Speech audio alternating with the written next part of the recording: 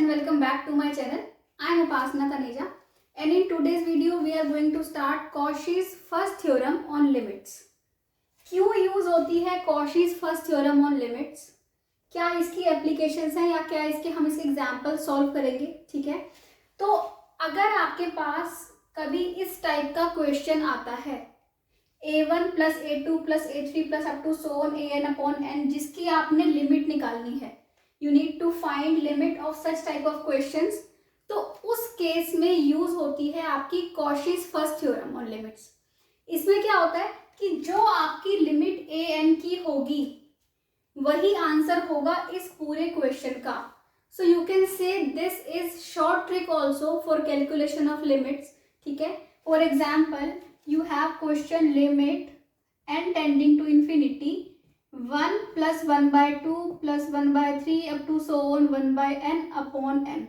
तो ये इस टाइप का ही क्वेश्चन है। 1a1 अगर हम an को क्या ले लें 1 by n ले लें तो a1 plus a2 plus a3 up to so on an upon n, इसी टाइप का क्वेश्चन है ये, ठीक है। तो अब हम इसकी लिमिट्स Cauchy's फर्स्ट थ्योरम ये कहती है कि जो an की लिमिट होगी वही इसकी लिमिट होगी। आपको निकालने ऐसी लिमिट है और आपने कैलकुलेट किसकी करनी है, सिर्फ an की, क्योंकि Cauchy's थ्योरम कहती है, Cauchy's फर्स्ट थ्योरम, कि जो an की लिमिट है वही इसकी लिमिट है, ठीक है। तो an की लिमिट क्या है, इसमें limit n tending to infinity 1 by n क्या है, इसमें 0 है, ठीक है। तो इसका मतलब इसका आंसर भी क्या होगा, 0 होगा, ओके। सो ये हुआ कि क्यों होती है Cauchy's फर्स्ट थ्योरम यूज, कि ये क्योंकि क्या है, ये एक शॉर्ट ट्रिक है, okay. So this is 13th lecture जो हम सीक्वेंस ऑफ रियल नंबर्स का टॉपिक डिस्कस करते हुए आ रहे हैं, ये उसका 13th लेक्चर है। इससे पहले हमने Cauchy's सीक्वेंस बहुत अच्छे से डिटेल में किया था और सीक्वेंसेस के सारे टॉपिक्स वो भी डिटेल में कर चुके हैं, ओके। इनके लिंक आपको डिस्क्रिप्शन बॉक्स में मिल जाएंगे, तो प्लीज़ एक बार उनको भी देखिए। और अगर आपको आज का लेक्चर अच्छा लगे तो प्लीज़ मेरे चैनल को सब्सक्राइब कीजिए और कमेंट सेक्शन में मुझे बताइए कि आपको कैसा लगा, ठीक है। तो ये हुआ हमारा Cauchy's first theorem on limits. उसकी स्टेटमेंट क्या है, if an is a sequence of real numbers and limit n tending to infinity, an क्या है, l है, ओके, कि an जो है वो कन्वर्जेंट सीक्वेंस है, ठीक है। Then limit n tending to infinity bn भी क्या होगा, l होगा, वेयर bn को हमने इसको bn किसको नाम दिया, इस पूरी सीक्वेंस को a1 plus a2 plus a3 up to so on an upon n, जो ये पूरी टर्म है इसको हमने क्या नाम दे दिया, bn, ताकि हमें प्रूफ में बार बार ये पूरा ना लिखना पड़े। इसकी जगह पे हम क्या लिखेंगे, bn लिखेंगे, okay. So let's start the proof, okay. जब भी आपने किसी चीज का प्रूफ करना होता है तो सबसे पहले हम क्या कंसीडर करते हैं, जो भी हमें गिवन होता है। व्हाट इज गिवन, गिवन है limit n tending to infinity an is equal to l, यही गिवन है। ये गिवन है कि an एक कन्वर्जेंट सीक्वेंस है। उसके बाद हम a1 plus a2 up to so on an पे आएंगे, ठीक है। सबसे पहले हमें ये पता है कि an एक कन्वर्जेंट सीक्वेंस है। कन्वर्जेंट की डेफिनेशन हम कर चुके हैं, क्या होती है, an minus L is less than epsilon for all n greater than equal to m, यही होती है कन्वर्जेंट की डेफिनेशन। और हमें ये पता है कि every convergent sequence is bounded, ठीक है। तो हम बोल देंगे कि an बाउंडेड है क्योंकि ये l माइनस है ना, इस टर्म को हम क्या लिख सकते हैं, ऐसे लिख सकते हैं, है ना। तो हमें ये भी पता है कि ये कन्वर्जेंट है, एवरी कन्वर्जेंट सीक्वेंस बाउंडेड होती है। बट हम बार बार इस L का यूज ना करते हुए प्रूफ को थोड़ा सा सिंपल बनाने के लिए क्या करते हैं, let Cn be a sequence. किसके लिए किया, प्रूफ को थोड़ा सा सिंपल बनाने के लिए, ताकि हमें बार बार L ना यूज करना पड़े। हम यूज वही कॉन्सेप्ट करेंगे कि जो सीक्वेंस है वो कन्वर्जेंट है और कन्वर्जेंट सीक्वेंस बाउंडेड होती है, ठीक है। Let Cn be a sequence such that Cn is equal to क्या ले लेते हैं हम, an माइनस l, ठीक है। देखिए क्यों लिया, Cn को लिया an माइनस l, इसको हम फर्स्ट इक्वेशन दे देते हैं, या फिर इसको हम ये भी लिख सकते हैं an is equal to C n plus L. बात तो एक ही है ना। अच्छा, अब इस पे अगर हम लिमिट अप्लाई करें, applying limit n tending to infinity, तो क्या आएगा, limit n tending to infinity C n is equal to limit n tending to infinity a n minus limit n tending to infinity L. ये तो एक constant sequence है तो इसकी limit L होगी और ए एन की लिमिट क्या है, एल है, जो गिवन है वही यूज करेंगे। इसका मतलब limit n tending to infinity C n क्या हो गया, 0। इसका मतलब सी एन 0 को कन्वर्ज कर रही है। इसका मतलब क्या लिखेंगे, this implies C n is a convergent sequence. अगर सी एन कन्वर्जेंट है तो डेफिनेशन क्या होती है कन्वर्जेंट की, सी एन माइनस 0, माइनस 0 नहीं लिखे तो भी चलेगा, is less than epsilon by 2 लिख लूं मैं, एप्सिलॉन भी लिख सकते हैं, एप्सिलॉन बाय 2 भी लिख सकते हैं। क्यों लिखेंगे, क्योंकि आगे हमें यहाँ पे दो टर्म्स को ऐड करके प्रूफ करना है, इसलिए यहाँ पे हम क्या लिख लेते हैं, less than epsilon by 2 for all n greater than equal to m। इसीलिए हमने Cn को An को Cn से लिंक किया था ताकि हमारे पास बार बार L ना यूज करके हम डायरेक्टली क्या यूज कर ले, क्योंकि हमें पता था An पे जब लिमिट अप्लाई करेंगे तो L माइनस एल 0 आएगा, तो mod Cn is less than epsilon by 2, ताकि बार बार हमें L वाली टर्म को यूज ना करना पड़े, फॉर सिंप्लीफाइंग दिस। ठीक है, now every convergent sequence is bounded, तो इसको हम सेकंड इक्वेशन बोल देते हैं कि mod Cn is less than epsilon by 2 for n greater than equal to m। ठीक है, क्योंकि Cn क्या है, कन्वर्जेंट है। अब अगर Cn कन्वर्जेंट है and we know that every convergent sequence is bounded, every convergent sequence is bounded. ठीक है, दिस इंप्लाइज, अगर हर कन्वर्जेंट सीक्वेंस बाउंडेड होती है, what does this implies, this implies bounded sequence की डेफिनेशन क्या होती है, mod Cn is less than equal to k for all n belongs to m। यही होती है बाउंडेड सीक्वेंस की डेफिनेशन, कि कोई भी सीक्वेंस जब क्या है, बाउंडेड है। ठीक है, तो ये हमारे पास आ गया कि ये Cn जो है कन्वर्जेंट है और Cn जो है वो बाउंडेड है। अब हम इन चीजों को यूज करके ये प्रूफ करेंगे कि जो इसकी लिमिट है वो क्या है, L है। ठीक है, इतना हमारे पास आ चुका है। नाउ अब हम अपने मेन उस पे टॉपिक पे आते हैं कि हमें प्रूफ किसको करना है। नाउ Bn इक्वल टू क्या है, Bn A1 plus A2 plus A3 up to so on An upon n है, यही है। ठीक है, नाउ व्हाट इज A1, हमने क्या प्रूफ किया था, हमने लिया था Cn is equal to An minus L, that is An is equal to Cn plus एल, यही था। नाउ क्योंकि हमें हमारे पास जो रिजल्ट्स हैं वो किसके ऊपर है, Cn के ऊपर है, तो हम A1 को C1 में कन्वर्ट कर लेते हैं, A2 को C2 में, दैट मीन्स An को we will convert in Cn। Okay, now what is A1, A1 is C1 plus L, what is A2, C2 plus L up to so on Cn plus L upon n। ठीक है, now I will write Bn is equal to, मैं इसको बार बार नहीं लिखूंगी कि Bn, हमें पता है Bn क्या है, A1 A2 है, हमने क्या प्रूफ करना है, Bn को L प्रूफ करना है। ठीक है, now I will not write कि Bn is equal to A1 plus A2 up to so on. ठीक है, हम क्या लिखेंगे, Bn इज इक्वल टू, यहीं पे आते हैं, C1 C2 सबको अलग कर लेते हैं, ओके, अपॉन n। नाउ ये कितनी टाइम्स है, L, C1 से लेके Cn तक n टाइम्स है, दैट मीन्स L भी n टाइम्स है, दैट मीन्स L को if you will add n times what will you get, NL upon n, that means you will get, क्या लिख देते हैं हम इसको, L। Okay, Bn is equal to this plus n, that means Bn minus L is equal to C1 plus C2 plus C3 up to so on Cn upon n, ठीक है। Bn की limit हमने लेके आनी है L, okay. So now what we got here? We got here Bn minus L is equal to this. Now we can write it as mod of Bn minus L is equal to mod of this, okay. अब आपको triangle inequality पता है, वो क्या होती है कि mod of a plus b is less than equal to mod a plus mod b, ठीक है।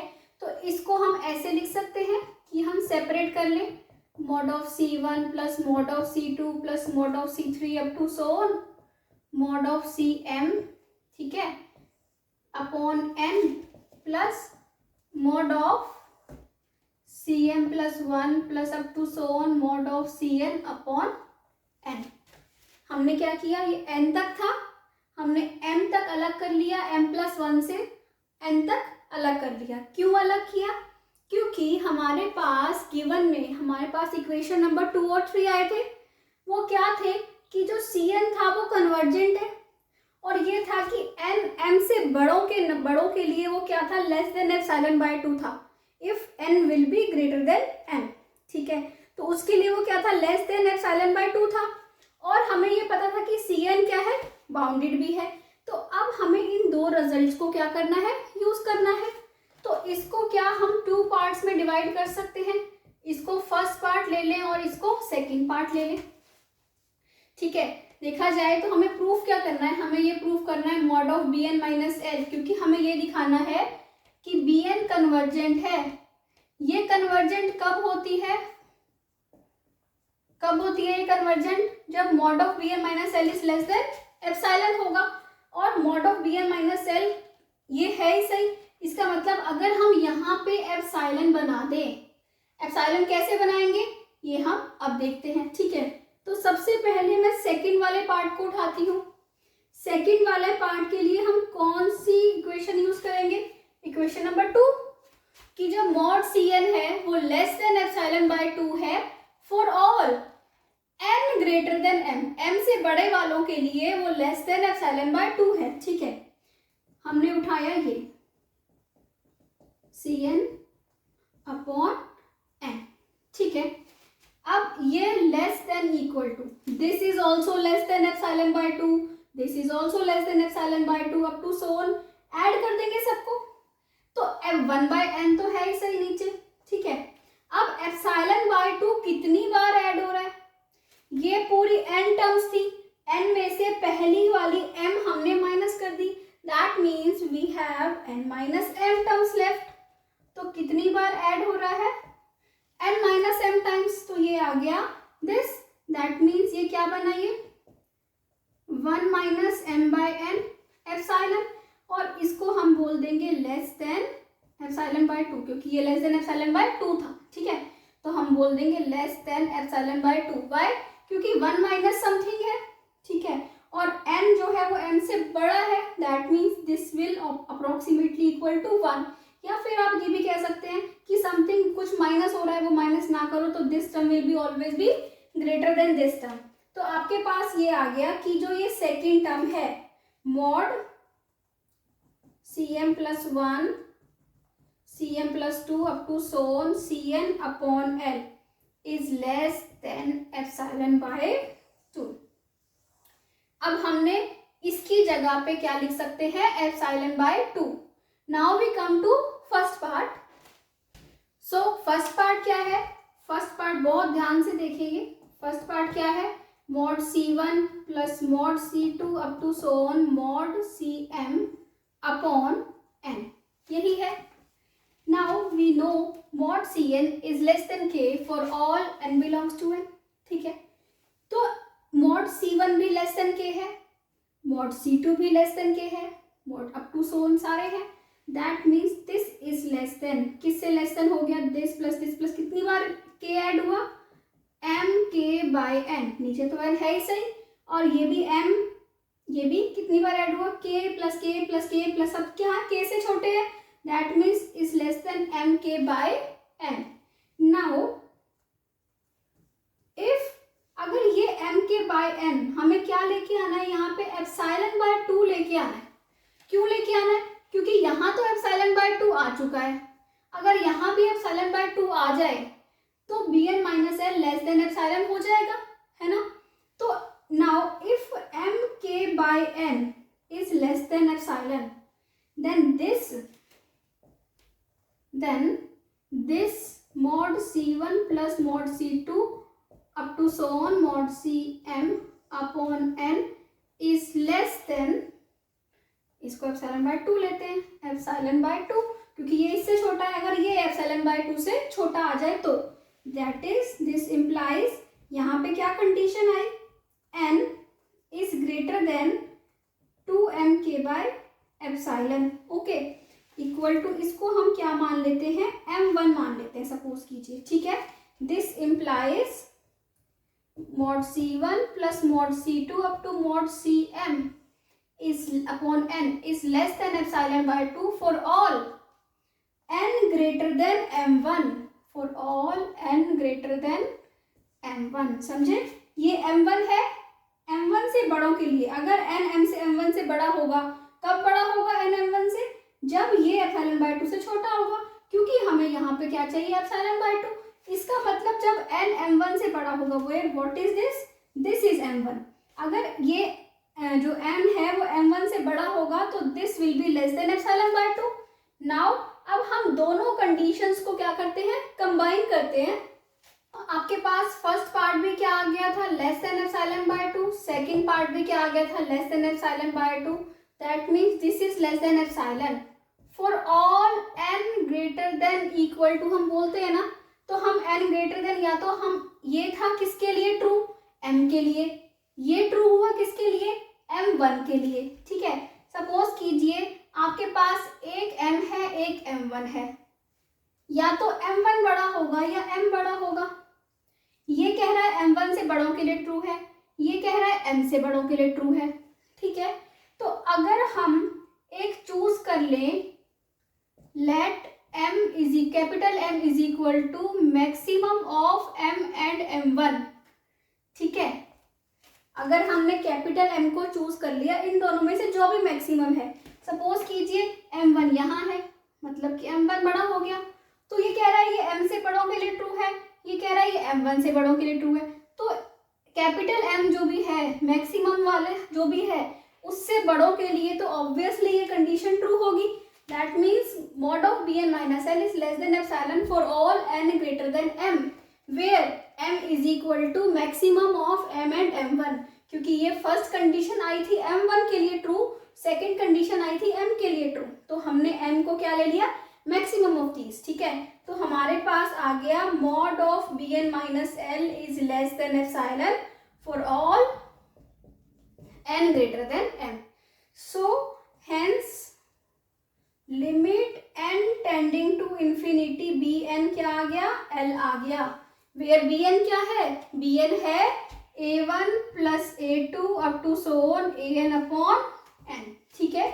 तो ये हुई इसका प्रूफ, किसका, Cauchy's first theorem on limits का, ठीक है। तो आई होप आपको क्लियर हो रहा है। अब हम इसके कुछ एग्जाम्पल्स देखेंगे कि ये जो कॉशीज फर्स्ट थ्योरम है, ये एक्चुअल में किसी भी सीक्वेंस पे या किसी भी क्वेश्चन पे अप्लाई कैसे होती है, ठीक है। तो let's come to examples now. This is example number 1। क्या है example number 1, limit n tending to infinity 1/n 2/1 plus, ये आपका क्वेश्चन है और आपको इसको प्रूव करना है कि लिमिट जो है इसकी वो क्या है, 1 है। अब we can see that this, ये जो क्वेश्चन है वो इसी फॉर्म का है, this n can be written here as well, ठीक है। तो ये क्या क्वेश्चन है, अगर हम an को let an is equal to n plus 1/n ले लें, तो ये क्या क्वेश्चन है, a1 plus a2 plus up to so on an upon n, यही क्वेश्चन है, ठीक है। तो limit n tending to infinity an क्या होगा, this will be 1 plus limit n tending to infinity 1 plus 1/n, that means 1 plus 0, that means 1। So hence by क्या बोलेंगे, Cauchy's first theorem on limits, hence by Cauchy's first theorem on limits you can write it as limit n tending आप लिख देंगे, है ना, 2/1 + 3/2 up to so on n + 1/n upon n क्या होगा, 1 होगा। क्यों? क्योंकि इस an की लिमिट 1 आई है। यही है Cauchy's first theorem on limits. ठीक है, so now example number 2। So this is example number 2। इसमें क्या गिवन है, limit n tending to infinity 1 + 2 ⁻² 1/2 means you have something like a1 + a2 + a3 up to so on an upon n। आपको क्या proof करना है, 1 proof करना है। तो वही जब भी हमें इस टाइप का क्वेश्चन दिख रहा होगा a1 + a2 + a3 up to so on an upon n का, तो हम क्या अप्लाई करेंगे, Cauchy's first theorem on limits. ठीक है, लेट इसको क्या ले लेते हैं, an को n⁻1/n। अब जो इसकी लिमिट होगी वही इस पूरे क्वेश्चन की लिमिट होगी। ठीक है, अब इसकी लिमिट हम कैसे लेते हैं, ठीक है, लेट अगर आपको इसकी limit n tending to infinity an is equal to limit n tending to infinity n⁻1/n। ठीक है, इसको हम क्या मान लेते हैं, सपोज कीजिए y मान लेते हैं। ओके, नाउ जब भी आपको पावर दिख रही है, पावर दिख रही हो तो आप क्या लेते हैं, लॉग लेते हैं। Taking log on both sides, taking log on both sides क्या मिलेगा हमें, log of y is equal to क्या मिलेगा, limit n tending to infinity log of n⁻1/n हो जाएगा। ठीक है, तो क्या मिलेगा, log of y limit n tending to infinity, जब भी log, ये क्या रूल होता है, log m⁻n किसके इक्वल होता है, n log m के। ठीक है, n आगे आ जाएगा 1/n log n, that is log n upon n, ये फॉर्म आ गई है log n upon n। Now अगर आप इस पे लिमिट अप्लाई करोगे दैट मीन्स ∞/∞ फॉर्म आ रही है। तो एल हॉस्पिटल्स रूल क्या कहता है कि आप ऊपर नीचे दोनों क्या कर दोगे, डिफरेंशिएट, log n का 1/n 1/s, ओके, n का 1। अब लिमिट अप्लाई करो, 1/∞ will be 0, that means log y आ गया 0, y हो जाएगा e⁻0 मतलब 1।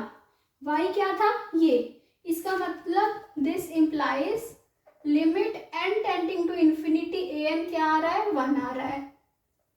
Hence by Cauchy's first theorem on limits क्या आ जाएगा आपके पास, जो भी आपका क्वेश्चन गिवन है, limit n tending to infinity 1 + 2⁻1/2 n⁻1/n upon n is equal to 1 answer. Okay, so कुछ भी नहीं था। जब भी आपको इस टाइप का क्वेश्चन मिलेगा आपने क्या अप्लाई करना है, Cauchy's first theorem on limits. तो आई होप कि आज का लेक्चर आपको अच्छे से क्लियर हुआ हो कि कैसे Cauchy's first theorem on limits का प्रूफ होता है और कैसे ये क्वेश्चंस पे अप्लाई होती है। ठीक है, तो अगर आपको अच्छा लग रहा है तो प्लीज़ मेरे चैनल को सब्सक्राइब कीजिए और कमेंट करके मुझे ज़रूर बताइए अगर आपको कोई भी डाउट आता है या आपको कैसा लगा। ठीक है, so thank you so much for watching.